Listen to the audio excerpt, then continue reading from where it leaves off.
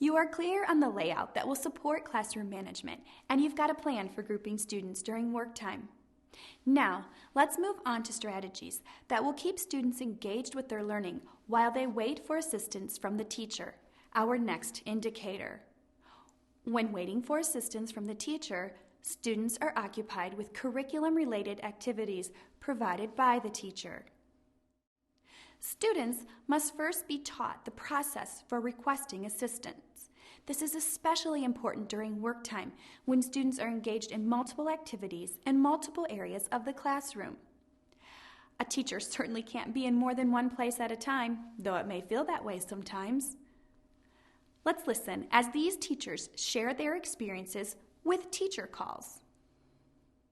The teacher call card, and it's just a simple frame from the dollar store, and it says I need help.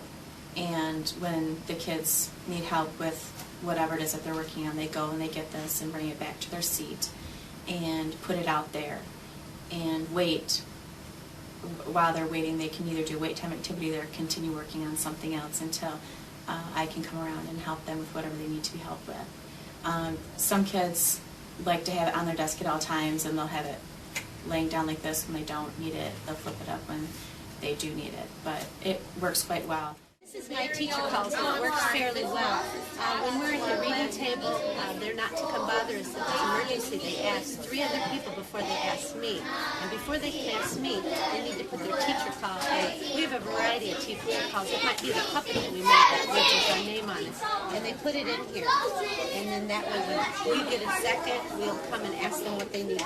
And then we'll gladly help them. It also teaches ordinal numbers because they know that the first person gets help first. It really works nice because once in a while you'll see maybe 5 teacher calls in here, and you'll see somebody sneak up and they'll take theirs out and they'll say, never mind, I figured it out myself. And that really makes me think that they are trying to do some problem solving instead of just asking teachers. So this works out real well. It works out especially during any activity where we're using small groupings and the children are having to do some independent work as well. The teacher calls that I have is a traffic light, and they take a card that has their name on it. If they have a problem with a question or a problem, they put their teacher call up. I wanted this technique because I wanted something that I could just very quickly scan my room to check to see if a student needed help. That way, if I didn't see any teacher calls, I know everyone's okay. But if I see one up, then that lets me know that I need to help that individual student. Once I get through helping them, I'll take their card down, hand it back to the individual student, and then I'll scan my room again to see if another student needs help. Seems straightforward enough, doesn't it?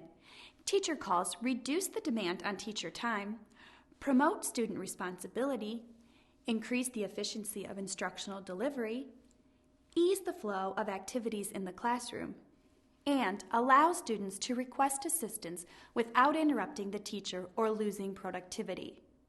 What a simple classroom management strategy with a significant number of benefits. So, what did the teachers do after they've signaled for help with a teacher call? Great question. In a well-managed classroom, students are engaged in curriculum-related activities, our next indicator. These activities, called wait time activities, should not introduce new concepts, and they should not be busy work. Instead, these materials and activities serve as practice and reinforcement of the materials students are already learning. Let's listen as a teacher prepares his students to move into work time by explaining to them what their choices for wait time activities will be. What's one thing that you could work on to make your homework less tonight? It's not on your student learning plan, no. It is on the agenda.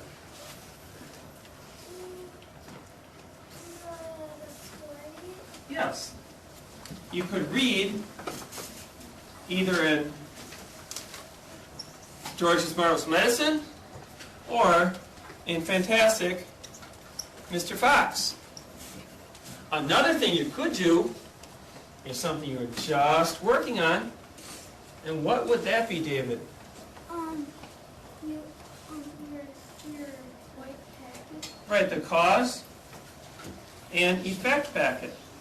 Now, after you schedule yourself, remember that if you're working with versatiles, you need to, of course, read the directions carefully. Michael and Hannah, put your hands down, please. No.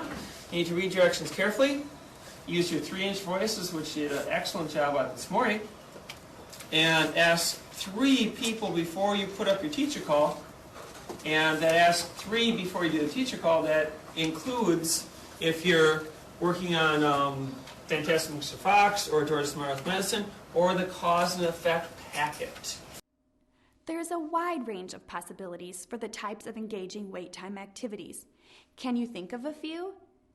In that clip, the teacher encouraged his students to read a story or to complete several curriculum-related practice activities. Here are another teacher's examples of effective wait time activities. In my classroom, for managing the classroom, we use several different things. We use wait time activities, which are posted on the wall, which the children can go get and bring back to their seat. And we start off at the beginning of the year with a general wait time activity list instead of using a folder, because I work with first graders and a folder is too complicated for them to use. So we do a list of activities and we brainstorm the activities that we will use. And once we get going through the year, when we're doing our literacy centers, we have literacy wait time activities so that the kids remain focused on literacy activities during that time. If it's math time and they need a wait time activity during math time, there's math time wait activities. And then we still have our general wait time activity list, which would include things like reading books, doing puzzles, things that they can take back to their seat and do quietly. And that would be if they got done with their morning journal early before everybody else, they would do something off the general wait time activity. She mentioned that her wait time activities vary throughout the year, depending on the curriculum. Her specific examples included reading, journaling, doing practice puzzles, and completing review sheets. Are any of these new to you? Are there some you'd like to try? Which ones? How will you get started? Let's move on. Some teachers use student folders as a place to keep curriculum-related activities for students to complete while waiting for help to arrive.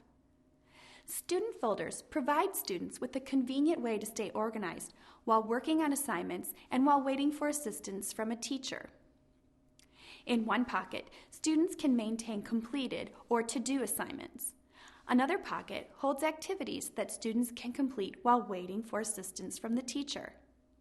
On a side note, the student folder can also be used as an important communication tool between teachers, students, and parents, being sent home once per week for parent review and signature. Let's listen as this teacher explains the use of student folders in his classroom. With our folder system and our organization with the charts, they really take responsibility and plug themselves in the right place at the right time and hold on to different papers and different folders so that they can easily access them during the day. So they do not just have agendas to write down their assignments and dig the things out of the desk that they need at the end of the day to take home. They've got their orange homework folder, which is divided into 2 halves, to bring back half and to leave at home half. And so that is a set organization that they're getting used to. And so it helps a lot with them bringing back homework and finishing homework on time. This teacher uses the folder system to manage work time in his classroom in a way that teaches his students responsibility and organizational skills, gives them easy access to their materials, and facilitates communication in and out of the classroom. Do you already use a folder system in your classroom? How can it be adapted to help manage your students' work time? This concludes Part 2, Work Time. Please continue on to Part 3, Rules and Procedures, the final leg of the Classroom Management series.